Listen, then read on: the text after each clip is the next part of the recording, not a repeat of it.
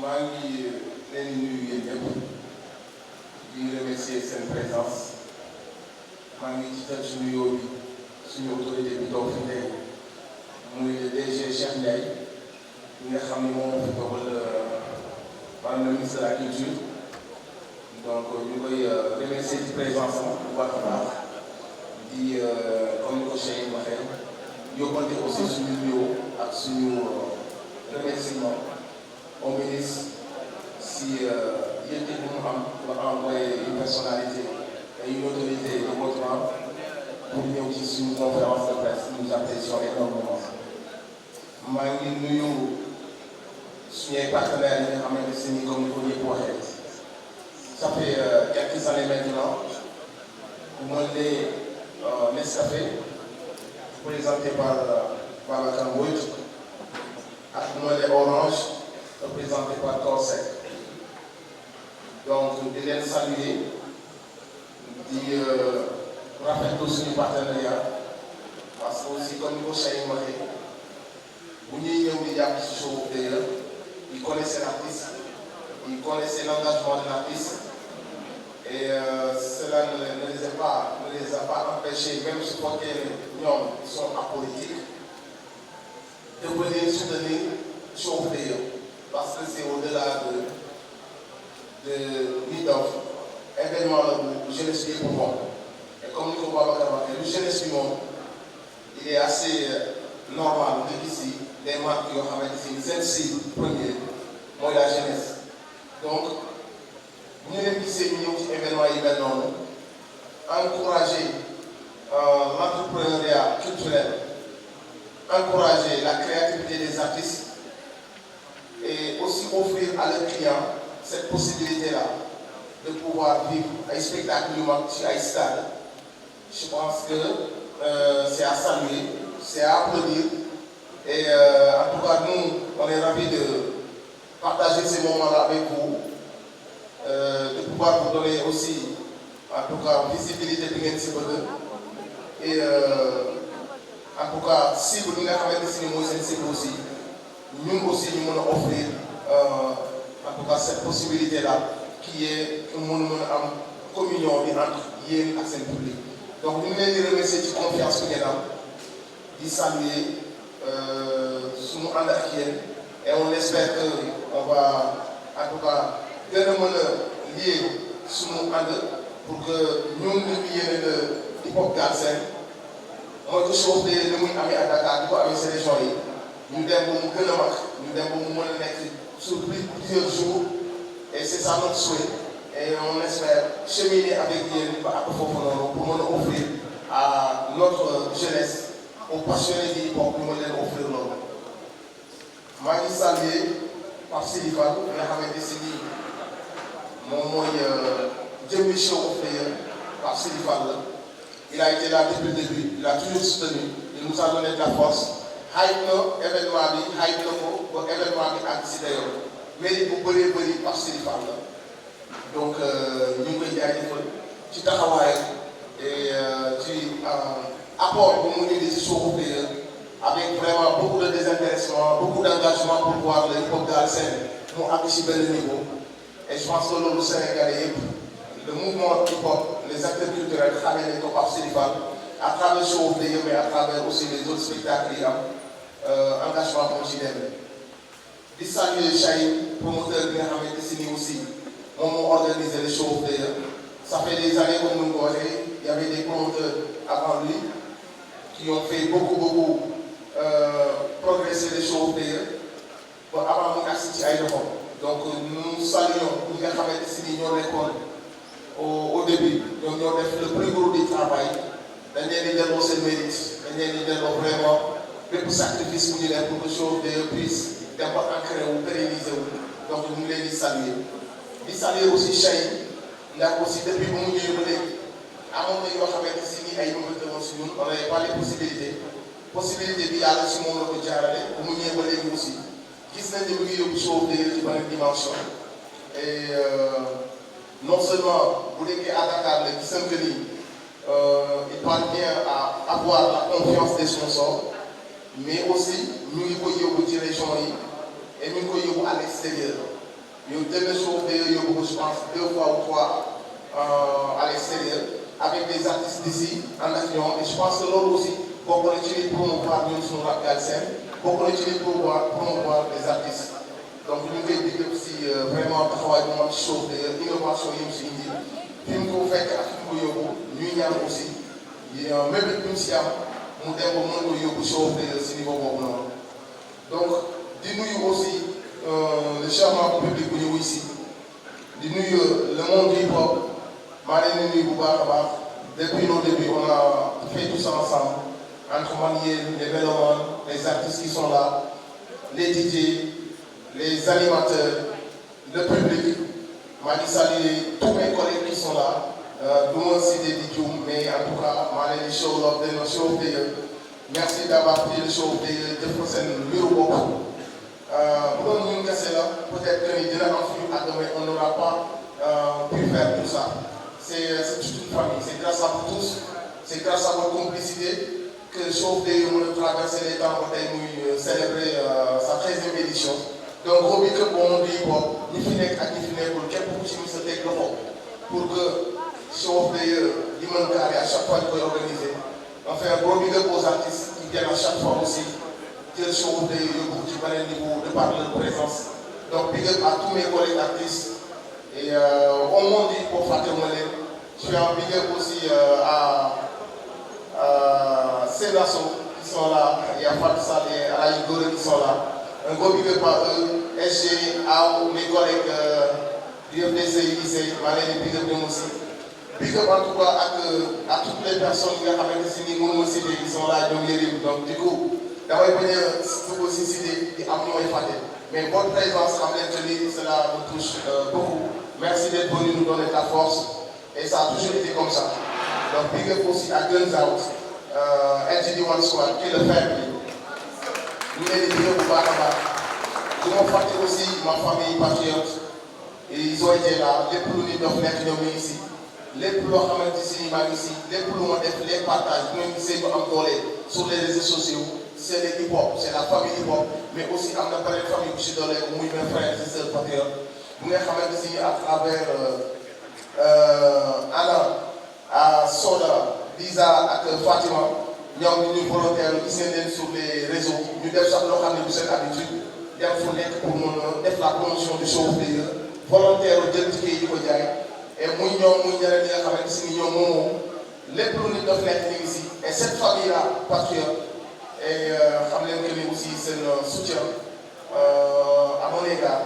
Je saluer. Nous sommes une grande famille. Merci d'être là, merci de soutenir tout ce que je fais. Et gros big up à vous. Et merci pour ce que vous faites. Merci Anna et toutes les autres filles aussi. Je vous fais un gros big up. Donc, je suis offert comme les Noël aussi.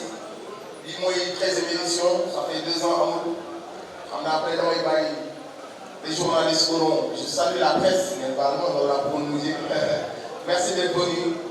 Merci de donner la presse, vraiment merci de donner aussi nombreux et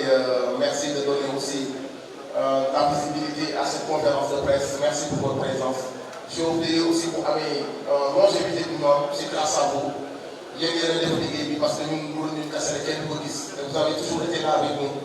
Merci à toute la presse pour votre présence. Et voilà. Donc pour dire les choses, ça fait 2 ans à nous. On connaît les raisons, on connaît ce contexte de l'école. Et donc, je pense qu'il y a une attente par rapport à ça. Il y a une jeunesse bouillonnante, beaucoup de frissons,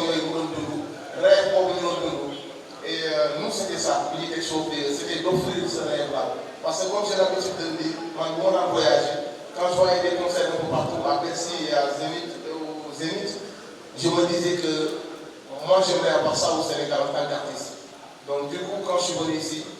c'est vrai que les conditions c'était très très difficile, mais moi j'y croyais, mon équipe m'a soutenu et on fait, depuis tout ce temps-là, on a parvenu quand même à pérenniser cet événement qui est devenu le rendez-vous Guénemat sur Hip Hop Galsen. Et encore une fois, c'est un plaisir d'avoir des partenaires qui viennent offrir ce rêve-là, rendre ce rêve possible. En nous soutenant, parce qu'à nous tout seuls, ça allait être très difficile. Donc ils sont là aussi à permettre à ce public-là, à nous permettre à nous-mêmes d'offrir ce rêve, et à permettre le public de vivre ce rêve, parce qu'il n'y a pas de raison pour que les concerts du Manchester, une jeunesse épanouie, pour y payer, pour fier du monde, fierté à Addison, il n'y a pas de raison de voyager au Sénégal. C'était ça notre motivation, et on l'a fait avec une équipe, j'ai un gros big up à Yango, et c'est un gros plaisir, moi, une équipe derrière moi, pour avoir des unions soutenues. Donc, que nous rendre ça possible, c'était un grand plaisir d'avoir, en tout cas, contribué à voir le hip-hop d'Arsène nous critiquer le niveau, même qui le niveau. Maintenant, vous voyez très bien que d'autres artistes prennent des relais, prennent des stades, et nous, ça nous fait plaisir en tout cas. Donc, big up à tous ceux qui ont travaillé sur ça, et on vous dit que le 14 décembre, mon école de trouvaille, ça fait 2 ans. Nous nous et je sens qu'il y a une attente pour faire on va vivre un spectacle de ouf. Donc voilà. Je laisserai les journalistes s'ils auront des questions. Certainement, ils ont des questions. D'accord. Merci beaucoup. Wow, salam alaikum. Je suis vraiment sur une autorité, monsieur le directeur, les sponsors. Et nous, le Khalif général, Koulou, promoteur, Chat. am naa man ay anecdote yoo xam ne war naa ko fi mën a sànni wala ma bàyyi noonu waaw di nuyu ma meen kii la c'est vraiment un plaisir d'être ici et de retrouver le show d'ailleurs di wax ne xaw ma li ma war a wax à part kontaan je crois que vous avez tout dit et 15 ans c'est de l'abnégation 15 ans de show of the year surtout moo gën a nekk abnégation. Parce qu'un artiste engagé qui continue parallèlement à réussir ces événements, à se battre pour exister, c'est pas facile. On sait tous ce qu'il a vécu. Nous, tout ce qu'on peut dire, moi, respect, respect, respect. Di ñaan mu yegg 100e édition, 200e édition, etc. Et di woo ñëpp ñu ñëw man su ma amee lu may wax mooy. Spectacle bi du yomb booy ñu génération yi lay wax déjà ku fi ñëw di playback di nga xam beneen affaire bi tamit mooy ci live bi tamit dinañ leen xamal ne paa yi ba tey ñoo ngi fi xam nga paa yi ba tey ñoo ngi fi et fexe leen ba seen spectacle gën a nice yu paa yi loolu laa moom li may wax di wax n'est-ce pas. C'est vrai comme ni nga ko waxee liggéey bi ñu yokk laaj na rigueur laaj na aussi ñu concentrer aussi laaj na séddee laaj na aussi. Alors derrière, si on peut faire moins de bruit s'il vous plaît. Merci. laaj na aussi ñu mesurer responsabilité bi ci nekk yëpp ak ñu doxal ko bi nga xamante ne nii ni ñu nommé dina leen am une satisfaction ci ñun aussi am nañ aussi ces temps bi honoré suñu bopp honoré suñu nit honoré la culture urbaine ba tax na loolu ñu ngi ci def di wax mais ku ñu xam aussi xam ni avant tout nous sommes des artistes loolu ci suñu arrière la nekk pour que ñu mën a trouver gérer suñu agenda loo xamante si dañ gérer suñu ay répétition dinañ mën a agencer mbir yi bi nga xamante si benn du dox ci kaw beneen bi on a quand même pu le faire et je tiens à rassurer tout le monde lu ñu war a def ci structure ba ñu koy def di ko def et leneen li nga xamante si ni artistiquement la am na ñu doxalee bi nga xamante si ni benn bu piétiner bi ci des on arrive à gérer très facilement les deux et ça se passe super bien merci Mohamed. La deuxième question, pourquoi du dœuf, c'est ça? Pourquoi du dœuf? Je réponds en Wolof ou en français? Je pense que je vais répondre en Wolof. En français? Ah oui, papa. Bon, les dœuf, c'est toute une philosophie. Hein. Je pense que je l'ai expliqué plusieurs fois. Maintenant, pour certaines personnes qui n'ont pas eu l'occasion peut-être de m'écouter, l'exprimer en français. C'est juste une philosophie, une façon de décrire ma personne, mais aussi ma vision des choses, l'interprétation que j'ai de c'est qui une personne fou et qui ne l'est pas. Et dans la société, c'est quel regard on porte sur le fou, quel regard on porte sur celui qui n'est pas fou, sur quels critères on se base pour dire que telle personne est fou. Et c'est toute une philosophie, comme je le dis. Moi, j'ai mon interprétation qui peut être différente des autres. Mais pour parler de moi, c'est pour dire que moi, je ne suis pas quelqu'un de parfait. J'ai mon côté sombre, j'ai mes failles, j'ai mes qualités. J'essaie de m'améliorer de jour en jour. Donc, j'ai pour me surprendre moi-même, agir de manière à me poser la question, suis-je conscient par rapport à mes actes? Et sachant que je ne suis pas parfait, c'est une façon aussi de me remettre en question et de savoir que quand on vit en société, c'est un travail perpétuel sur soi-même qu'on doit faire et qu'on ne doit jamais dormir sur ses lauriers et penser que voilà, se remettre en question en tout cas ses actes et puis interroger la société sur l'erreur que nous faisons en pensant que toute personne bien habillée ou une personne qui détient en tout cas des possessions matérielles est forcément quelqu'un de conscient. Et que toute personne habillée avec, comme on le sait ici, on les appelle des fous, je pense pas parce que certainement ils ont même une attitude meilleure que ceux qui les jugent. Donc pour moi c'est une interpellation, une interrogation, et que chacun pourra y apporter en tout cas sa vision.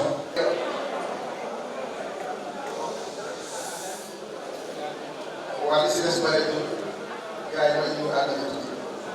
fi ñu joxe noonu liberté et histoire donc bu nga gisee ñu tuddee ko thème boobu noonu te ñu gis que y a une génération, y a une jeunesse, y a un peuple boo xam ne dafa jóg arracher sa liberté au prix de sa vie, au prix du sang, au prix de bépp sacrifice bu mu laaj. C'était pas facile. Tout un peuple ñëw ci le dos, ils se sont battus ba mën arracher tey cette liberté. Il y avait ay influences extérieures lu leen gis nañ ko teewul ñoom ñu taxaw gëm seen bopp te danañ si tasoo ay famille tas na si ay jàng yàq na si suul nañ si suñu ay frères donc liberté boobu noonu dañ ko war a célébrer mooy cette liberté qu'on est parti arracher donc c'est normal que bu ñu woo les jeunes yi ñu war a célébrer loolu mais ku ne liberté bu xas ba am sa liberté war nga mën a am espoir mooy boobu bu ñu gisee aussi les choses qui sont annoncées. Vous nous disiez aussi ce qui est en train de se faire, on a le droit d'avoir espoir. Vous nous disiez l'ultime que nous annoncer, on a le droit d'avoir espoir. Espoir boobu nag da nga wax di ko forcer nit ñi mu nekk ancré wu seen biir xol loolu mooy tax ñu am envie toog seen dëkk loolu mooy tax ñu am envie entreprendre loolu mooy tax ñu am envie dem defi bay et yeneen liggéey yëpp nit ki bu amul yaakaar bu mën def dara fi mu nekk donc nous on essaie vraiment d'inculquer espoir boobu noonu mu gën a nekk si ADN bi pour ñu gëm que ni suñu dëkk war nañ fi mën tekki on s'est battu pour être libre aujourd'hui que ñun ñëpp pour àndandoo aussi gëm ko ñun ñëpp fi lañu tekkee ci Sénégal bu ñu demee à l'extérieur business mën ko yóbbu wala liggéey wala vacances mais suñu biir dëkk ak suñu ay ressources naturelles ñun Sénégal réew la boo xam ne si dañoo war a dund bu nice loolu moo tax ñu tuddee ko liberté et espoir mais comme ni ko ay waxee plein de boo xamante si nii aussi dafay defaale suñu moroom yi nga xam ne man ak ñoom ñoo nekk ndoloon Rebeuss ma def ko ak yàlla ak ñoom mu nekk des jeunes yoo xamante si nii amaat nañu chance pour dellu si waat ci société bi pour la plupart ay erreurs de jeunesse moo leen yóbbaale pour la plupart xëy na dañu basculer sur des produits xam nga yi ñuy tere mu def loolu lañ doon woon def mais ce ne sont pas des exclus de la société ce sont des gens yoo xam ne war nañu am beneen chance ñuy ñaan nguur gi nu mu mën a gaawale aussi seen ay dossiers bu ñuy joxe aussi grâce nu mu gën a yaatoo parce que les prisons sont remplies et que am na nit yoo xam ne seen place bu foofu donc ñu ngi plaider aussi suñu frères yi nekk si prison bi conditions yi ñu gën ko xoolaat tàncaloo bi ñu gën a xool naka lañ ko wàññi pour que ne yeneen alternative comme ay bracelet wala ay liberté provisoire ñu jox leen ko képp koo xam ne am nga di nga mën présenter ce jour jugement booy def ci bopp loolu day effectivement politiquement aussi j'ai toujours pris des positions donc ce qui fait que loolu c'est en moi je suis une personne boo xamante ne si nii de nature je suis engagé après mu ma forcé koo xam si nii il a pas le même vécu gens ils n'ont pas assez vécu ou ils n'ont pas eu des difficultés comme en tout cas dans leur vécu. Wala boo ci seen environnement ils n'ont pas eu ay nit leen poussé dans l'engagement xëy na loolu moo tax seen engagement nekk mais tu as raison de dire que ne loolu lañ xamee les hip-hop sénégalais le rap galsen ce sont des textes c'est l'engagement xam nga c'est être avec le peuple c'est l'engagement citoyen te loolu moo taxoon ñun on était différent des autres hip-hop donc c'est bien ñu rappeler que ni quel que soit lu mu am ñëw ñu di entertainment quel que soit lu ñëw ñu bëgg a conquérir le monde il faut pas qu'on oublie nos bases. Alors, moi, c'est mon vision. Je ne l'impose à personne. Mais souvent, ça y a nit ñi aussi.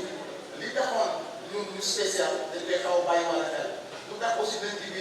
benn presse pour seen carrière pour naka la ñuy def pour may ko parce que loolu ci la bokk mais aussi ñu garder seen base. man tey boo doon digal sama petit frère yi ak les jeunes artistes fi ñëw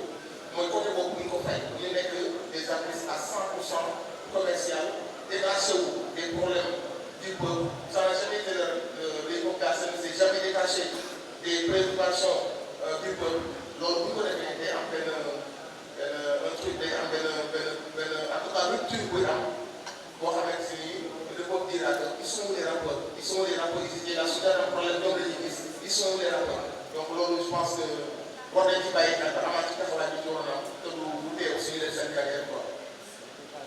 je pense que c'est déjà une question. am risque bi xalaat risque mais mënuñu nekk suñu réew aussi di am ay sens interdit Sénégal lañ nekk donc autorité yi dañu war a veiller ci sécurité publique Sénégal yi donc kon ñun war nañu am peur dem fenn ba ci kii Europe pour dëkk fa concert donc c'est autorité yi ñoom ñoo war a veiller ci suñu sécurité te ñoom dem nañ seeti leen dem nañ xool kilifa yi nga xamante ni ñoom ñoo cité gendarmerie noonu lañ ko defee la police aussi te seen kilifa yi nga xamante ni muy ay généraux yu mag yi nga xam ne ñu ngi si réew ñoom lañ dénk loolu dem nañ ko si ñoom toog ak ñoom ñu rassuré ñu te xam nañ ni suñu gendarmerie nationale ak police bu ñu boolowee réellement ni kenn du yëngu te ñun suñu public yi bokk ils sont jamais été violents musuñu am problème peut-être ñi nga xamante ni dañ leen a cité suñu ñëwee defe naa ni banlieue yëpp alentour yi ak jugee Rufisque ñëw ba alentour yi jour événement bi dinañ gis dispositif sécuritaire bu ñu mus a gis te loolu xam nañ ni ñoom ñi ñu jox seen kàddu dinañ ko def yokk dara lu xew képp ku ñëw di nga ñëw ci jàmm dellu si jàmm incha allah. Alors, on va prendre cette dernière question. Cheikh. c'est délicat du ko fàggale mais bon monde la boo xam ni tey sax dama bëgg yéen di fi nekk ngeen tàccul ma sa mouvement ak cette jeunesse là ngeen tàmbali parce que aussi ñu xam cette jeunesse xam fu ñu nekk si ñoom xam tàngooru jeunesse bi nekk si ñoom et à chaque fois ñu ñëw plus de 15 000 personnes te kenn mësu wax kaas ak ñëpp je pense que ñooñu war nañ leen jox confiance fu ñu woote ni ñu fekk leen fa monde civilisé ce sont les patriotes les populaires donc ñoom ñoo nar a ñëw fële bu fay ñëw nga nekk à l'aise tellement la sécurité dama ci mën bëgg a béy dama déplacé wu personnellement ànd ak Cheikh on est parti voir ay généraux ñuy saluer la gendarmerie ñu dalal ñu ils nous ont dit qu'ils mettront le paquet jour boobu noonu gendarmerie dina sillonner toute la banlieue ci biir ak ci biti dina am assez de sécurité ba nit ki ñëw avec sa femme avec ses enfants ou entre amis dina passer un bon moment génn ñi te dara du xew soyez à l'aise on est chez nous il y a pas lieu de se poser même des questions est-ce que lii là il y aura une sécurité assurée je vous donne ma parole inchallah merci Iba.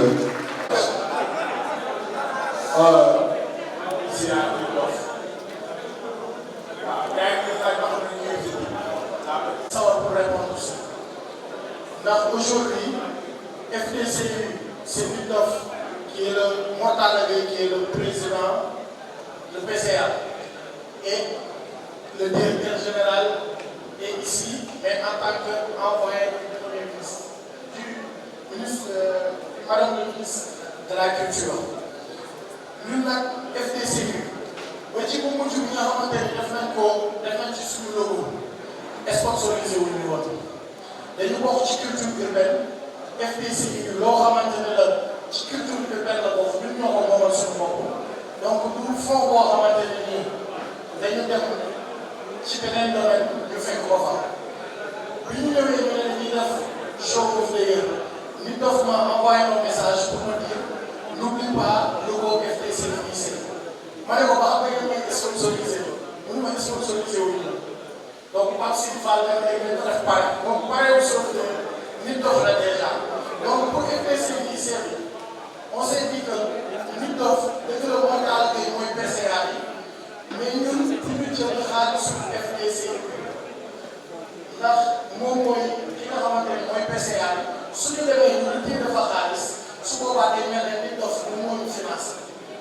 donc du coup am na ñeneen ñi nga xamante ni gën nañ ko mérito xëy na kenn gënuñu ko mérito sax parce que show of the year mooy événement bi gën a mag ci culture urbaine donc bu ñu financé boobu la ñu war a financé mais comme ci jubante lañu woote te ñun ñi ñëpp dañ ne ci lañ bokk donc amul benn franc wu FDC boo xamante ni dinañ ko financé jëmale ko show of the year te soxla nañ ko bu baax a baax ñetti na lool les directeurs yi nii PCA baa ngi nii amul dërëm boo xam ne FDC dina ci nekk mais li def li ma jox excuse mooy que moom lépp lu mu nekk te mu mën ci dugal logo FDC dañ ko ciy def pour may doole agence boobu nga xamante ni moom ci lay liggéey et que président Diomaye ak président Ousmane Sonko dégg ko pour mu mën a dooleel loolu pour développer les cultures urbaines donc lépp lu mu mën pour faire passer seen message dama si def donc pour mu leer loolu question bu ma neex la mais nag FDC bi nga xamante ni avant mu nekk FDC war naa si ñëw aussi parce que bu fekkee am na ku ci dund injustice bu gën a métti ñun la et à travers conférence de presse bi je fais un appel à la direction des arts ñu fay suñu xaalis bi nga xamante ni deseeloon nañu ko te le ministre Aliou Sow avait ordonné à ce que ñu bañ ñu ko fay parce que on a été sponsorisé ci show of the year tour bi Aliou Sow était sorti dire que on nous a donné de l'argent et c'était totalement faux. D'abord nañu si d'abord ba mu neex rek ñu joxe woon benn partie l'autre partie dañu dem ba financer jox bi nga xam ne mosuñu def événement mosuñu def dara et jusqu'à présent c'est toujours la même directrice des arts qui est là-bas et jusqu'à présent fayal ñu suñu reliquat donc loolu moom état bi fi nekk naa lay wax di ko wax direction des arts on a besoin de cet argent-là nañu fay suñu xaalis merci. Alors juste une précision pour ñu fi toog ñëpp. wax dëgg yàlla war naa leen a yegg. ndax dama foogoon ne bu ci biir ndox bokkee affaire bi dana gën a yomb waaye joxuñu xaalis nag da ko ñëpp xam ba ñu am problème fii di wër xaalis fu nekk loolu nan wax dëgg nag Diomaye ak Sonko nan lañ wax dëgg nag ñun dañoo sonn pour ñu li doon dund daaw ba nga nekkee ci sonnaay bi ñu ko continuer dund na xale waaye te moo tax ñu jël li dox bi mooy suñu paree au moins ñu jox ñu ñaari millions sax ñu am lu gérer réer yeeg stratégie parce que wax dëgg yàlla wëri nañ xaalis te ñi nga gis ñu tax fi ñu ci bëri doxal ñu dërëm isa mën nañoo jàpp ne Nescafé Orange ak yeneen moom doxe nañ mais ñeneen ñi seen jëpp jàppal ma jàpp ñii ay solo lañ joxe ñii ay kaf ay avis ci bis ñii ay gàll publicité et lan moo xam ne création donc bàyyi la seen doon nekk maa ngi sama ah soo ko buñ demee nag yow lañ bëgg a def pare mu ne nañ cotiser pour jox di dox xaalis ñun ni ñuy cotiser loolu lan la patriote yi aussi na ngeen góorgóorlu seen bopp xaw ma nu ngeen defoon ni doom mbokk si yéen jàppale yéen ay tefe yaa ngeen yéen bay sama rek mais bon il y avait une question assez sérieuse que je voulais répondre par rapport à Chir et à toute la crème du hip-hop. Nous on s'est battu pour qu'on ait des sponsors parce que dañ doon seetlu à chaque fois bu amee benn artiste bu jógee bitim réew ay sociétés yu nekk Sénégal bi ingéré wu ñoom ñooy dem jox leen ay millions des dizaines et des dizaines de millions alors que les artistes du Sénégal qui parviennent à mettre des événements par eux-mêmes à savoir le show of the year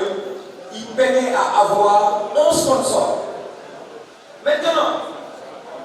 comme on a mené un combat qui nous a donné gain de cause à la fin wax dëgg yàlla nag ñu war ñoo gis sponsor yi di ñëw ñu naan non ñii lan moo tax ñu ñëw fii est-ce que non on doit leur dire venez vous êtes dans votre place parce que boo gisee yenn société yu mag yi wala yenn agence de l'État yi am benn budget di ko def ci ay artistes yu ñëw Sénégal mais ñu def ko ci artistes yi nekk ci dëkk bi ñoom ñoo gën parce que plus artistes yooyu di am xaalis plus ñu mën a fay yenn prestations yi et je lance un défi aujourd'hui il y a beaucoup de gens qui se posent la question arène nationale nit dof patriotes yi ñoo nar a feesal te fekk na ñun wax dëgg yàlla patriotes yi dañoo fekk ñuy jàngal toj suñu show wax dëgg yàlla mën ngeen a feesal leen seen Dakar Arena mais ñun suñu show ko dëgg moom daa yàgg a fees léegi ñëw leen ñu may leen benn tribune bu ndaw ngeen toog foofu bàyyi ñu ñun concert suñu concert waxuñ leen bu leen ñëw de ay débat yaa ngeen koy patriote yi maa ko Merci beaucoup. Chara aussi, maa ngi koy nuyu entrepreneur culturel qui organise l'activité. di nuyu aussi les partenaires Nescafé et Orange. di wax ne rek c'est avec un grand plaisir que je viens aujourd'hui représenter le ministre de la Culture, Madame Khady Diène Gaye, empêchée. Et juste dire que nous sommes là, on va dire, pour appuyer.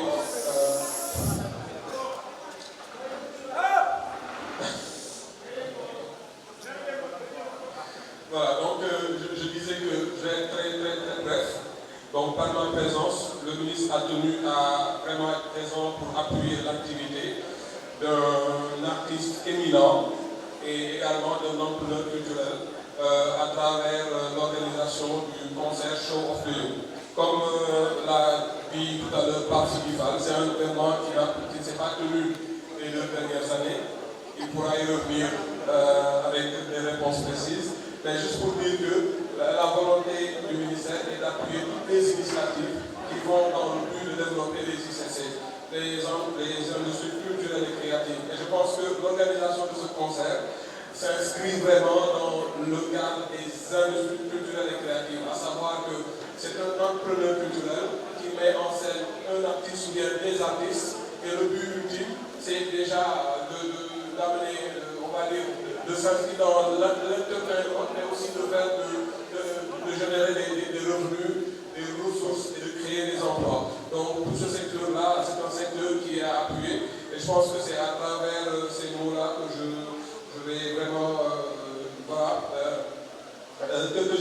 c'est à travers ces mots que je tiens à vraiment passer le message du ministre, qui est un message de soutien, d'accompagnement et d'encadrement. Donc vraiment, pour ne pas monopoliser la parole, je vais m'en arrêter là. Bonsoir à tout le monde, maa ngi nuyu ñëpp di remercier d'abord monsieur Cheikh Ndiaye comme kilifa jotaay bi moom la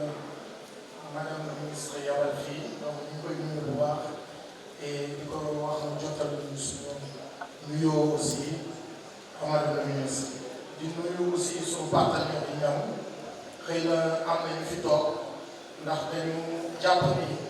ñoom ñooy ñi njëkk a wóolu njëkk ñoo gëm bi Show of the Year di metti ci la Orange ñu sponsorisé ñu bi muy metti dëgg-dëgg aussi si la Nescafé ñëw nangoo ànd ak ñun et moment boobu affiché wu ak c'était très difficile. Donc kon mérite boobu la ñu am moo tax lépp lu ñu def Orange dinañ ci ñëw Nescafé dinañ ci ñëw te place bi ci war a am lañ ci am. Donc ñu ngi leen di remercier bu baax di remercier aussi les autres sponsors xaw na bari tuuti rek mais ñoom ñu ngi leen di remercier et di nuyu aussi Mokhtar bi. Donc comme ni ñu ko xamee Show of the Year ñu ngi suñu 13e édition 2 ans yi mu ci amul donc def nañ 12 éditions yoo xam ni au début c'était très difficile donc mérite bi nag ñi ko am peut-être man mi may ñëw tombé naa ci moment boo xam ni moment bi mu waree jugee 1 dem 1000 la mais ñi nga xamante ne nii ñoom ñoo am mérite bi mooy ñi nga xam ne bi muy metti kenn gëmul woon ni hip hop mën na dem ci stade yi ñoom ñu gëm ko ànd ci di ko dooleel muy waa Kër Zaaw ak équipe bi nga xamante ni ñoo ànd nit dof avant que man may egsi donc ñooñu ñoo galéré ñooñu ñoo am mérite aujourd'hui Show of the Year fu mu mën di egg xëy na dafa tombé si ñun rek pour nit ñi moment boobu gën a xam show bi wala gën a gis avancement bi mais defe naa ni ñoom ñoo am mérite boobu yëpp donc ñoom aussi ñu ngi leen di remercier ak ñi si yàlla sonn donc voilà loolu mooy Show of the Year ren nag dañu jël Show of the Year bi yóbbu ko ci beneen dimension parce que Ibamar la doon amee ñëpp xam nañ ni Ibamar Diop la doon amee ñu def fa 12 éditions ba bi nga xamante ni ñi ñu koy interdire la veille à 24 heures de l'événement fekk ñu def li ñu war a def yëpp donc beneen année bi nga xamante ni ñu si amul moom ñu ko fekkoon Rebeuss mu fay Show of the Year donc loolu moo waraloon noonu léegi nag ba événement socio-politique yëpp jàllee ren ñu ñëwaat gis ni gën na màgg xëy na Sénégalais yi am na beneen bët boo xamante ni gën na kawe bu ñu xoolee l'artiste ni dof bien vrai que Show of the Year 12 ans yi def yëpp di chef la def te defe naa ni ñu nekk ci hip hop yëpp mën nañu ko témoigner donc ren aussi fi ñu ko yóbbu moo gën a mag fi ñu ko doon def mais xam nañ ni bu dee conférence de presse mooy fees donc Show of the Year loolu mosuñu ko si xalaat te incha allah dañ doon jaar lay jaar quoi donc ñu ngi remercier yëpp xam naa loolu laay jotagum sànni samay kàddu ci suuf pour lu ci kanam merci beaucoup. Je m'appelle Korsek, je suis responsable marketing digital au sein de Sonatel Orange. Donc voilà, on accompagne, comme l'a dit depuis 3 éditions, on va dire, le 5e année du Show of the Year, qui est un événement incontournable du monde culturel sénégalais. Donc, le Show of the Year, c'est connu, Gaël Robon, donc voilà, nous sommes fiers d'accompagner ce genre d'événement-là qui encourage la créativité et également on va dire c'est des valeurs communes entre nous, Sonatel Orange, parce qu'il y a la passion, il y a la créativité et surtout l'innovation. Et également, ça permet de donner une plateforme aux jeunes. Donc voilà, on crée dans cette idée-là d'accompagner tout ce qui est initiative qui encourage la créativité des jeunes. C'est avec fierté que nous accompagnons cet événement-là qui est un événement majeur du monde culturel sénégalais. Merci d'abord pour cette opportunité. Donc, nous également M. Ndiaye, le président du ministre, qui nous Mortala, Chahem, Papsidi et toute l'assistance. Je pense que Papsidi, il en a parlé tantôt. Quand on parle de Nescafé, c'est une marque de jeunes. C'est une marque de jeunes. Et aujourd'hui, sur une philosophie, c'est tourner autour de la jeunesse. Je pense que le responsable Orange a parlé tantôt de l'innovation, mais moi je dirais plutôt Show of the Year, c'est le résultat de la persévérance. Le résultat de la persévérance et de montrer qu'avec cette volonté de persévérer, rien n'est impossible. Donc vous l'avez retourné, et comme je disais tantôt, nous, on est une marque de jeunes. Donc notre cœur de cible, c'est la jeunesse sénégalaise. Et Taïki, le pays maire, n'est pas accompagné, ils ont un impact positif sur la société sénégalaise et sur la jeunesse. Parce qu'au-delà du hip-hop, qui est un vecteur de la culture sénégalaise, mais aussi c'est un message en fait, qui est passé à la jeunesse. Pour voir les donc aujourd'hui, avec des patriotes, des personnes, des Sénégalais, amener cette vision